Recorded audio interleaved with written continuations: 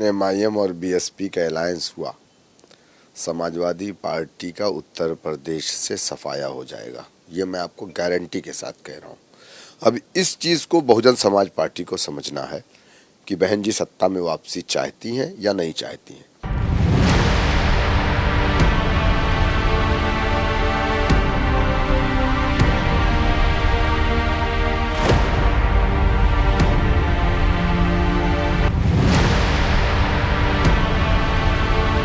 UP की सियासत इन दिनों तेज करवटें ले रही है। भले ही 2027 के विधानसभा चुनाव अभी दूर हो, लेकिन राजनीतिक पारा अभी से चरम पर है। बड़े नेताओं के बीच आरोप प्रत्यारोप और तीखी बयानबाजी ने साफ कर दिया है कि सियासी बिसात बिछ चुकी है।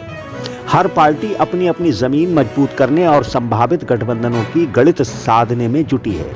हालांकि ये अभी तक तय नहीं हुआ है कि कौन किसके साथ होगा। इसी कश्मकश के माहौल में एआईएमआईएम ने अपने इरादे साफ करते हुए तीसरे मोर्चे का ऐलान कर सियासी हलकों में हलचल मचा दी है। बसपा से संपर्क के संकेतों ने ये चर्चा तेज कर दी है कि आने वाले चुनाव में यूपी की राजनीति को एक नया विकल्प और नई दिशा मिल सकती है। तो दोस्तों नमस्कार, मैं इरशाद अली और आप देख रहे हैं यूपी 76 न्यूज, खबर हमारी दुनिया तक।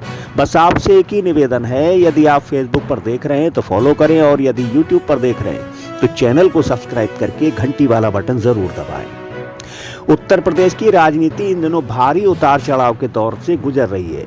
भले ही विधानसभा चुनाव में अभी समय है, लेकिन तमाम बड़े नेताओं के बीच बार पलटवार और तीखी बयानबाजी का दौर तेज हो गया है। हर पार्टी अपनी साख मजबूत करने और गठबंधनों की जमीन तलाशने में जुटी है। हालांकि अभी ये पूरी तरह से स्पष्ट नहीं है कि कौन पार्टी किसके साथ गठबंधन करेगी और 2027 का विधानसभा चुनाव साथ मिलकर लड़ेगी। वहीं एआईएमआईएम ने इस अनिश्चितता के बीच अपना रुख सार्वजनिक कर दिया है। एआईएमआईएम का थर्ड प्लान यानी तीसरा मोर्चा। दोस्तों यूपी में 2027 विधानसभा चुनाव से पहले एआईएमआईएम ने अपना राजनीतिक रुख पूरी तरह से साफ कर दिया है। पार्टी ने स्पष्ट संकेत दे दिए हैं कि वो किसी बड़े गठबंधन के बजाय थर्ड फ्रंट यानी तीसरे मोर्चे के तहत चुनावी मैदान में उतरेगी। बताते चलें कि एआईएमआईएम के प्रदेश अध्यक्ष शौकत अली ने हाल ही में खुलासा किया है कि पार्टी फिलहाल केवल बहुजन समाज पार्टी के साथ संपर्क की भावनाओं को खुला रख रही है। और ये एक अल्फ़ाबेट कभी अगड़ा बोलते हैं, कभी आदि आबादी बोलते हैं, तो वो तो कन्फर्म ही नहीं है। मुसलमान तो उसमें नहीं है, ये तो क्लियर है। तो हम लोग जो चाहते हैं, देखिए बीएसपी का एमआईएम का जो अलायंस हो सकता है कि अगर हो, हमारी कोशिश तो है। एआईएमआईएम प्रदेश अध्यक्ष शौकत अली के अनुसार उत्तर प्रदेश में एक वैकल्पिक राजनीतिक मोर्चे का गठन तय माना जा रहा है। दलित मुस्लिम गठजोड़ पर एआईएमआईएम की रणनीति का मूल आधार है और उसी दलित मुस्लिम गठजोड़ से बड़ा और मजबूत वोट बैंक तैयार करना है। मैं पिछले 2022 में भी पूरी कोशिश किया था। अशोक सिद्धार्थ साहब से हम लोगों की मीटिंग भी हुई थी और बहन जी के कहने पर किए थे।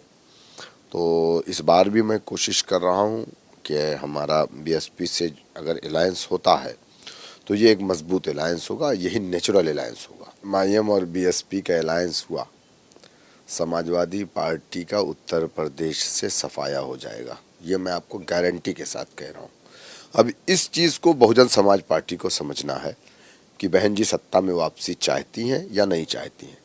हमने तो यहाँ तक कह दिया है कि हमें आप मत रखिएगा, अगर आप सब सत्ता में आ जाइएगा तो हमको कैबिनेट में मत रखिएगा।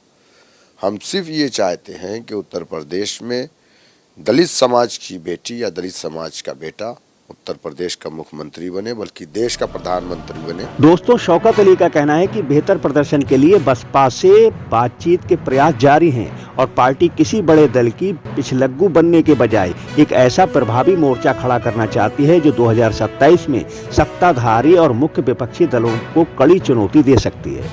हालांकि बसपा सुप्रीमो मायावती ने प्रेस वार्ता कर स्पष्ट किया था कि पार्टी 2027 विधानसभा चुनाव अकेले ही लड़ेगी, लेकिन उन्होंने एक छोटा सा दरवाजा ये कहकर खुला छोड़ दिया था कि यदि कोई दल अपने वोट ट्रांसफर की गारंटी देता है तो उस पर विचार किया जा सकता है। और अब इसी बयान को आधार बनाकर एआईएमआईएम की ओर से बसपा को साधने की कोशिश जारी है। अब देखना होगा कि क्या यूपी की राजनीति में ये तीसरा मोर्चा बन पाएगा या फिर ये महज गठबंधन का एक कयास है? तो दोस्तों, इस खबर को लेकर या बसपा और AIMIM के गठबंधन को लेकर आपकी जो भी प्रतिक्रिया है वो हमें कमेंट बॉक्स में जरूर बताएं और देखते रहें यूपी 76 न्यूज। हम जल्द लौटेंगे किसी दूसरी खबर में, तब तक के लिए जय हिंद।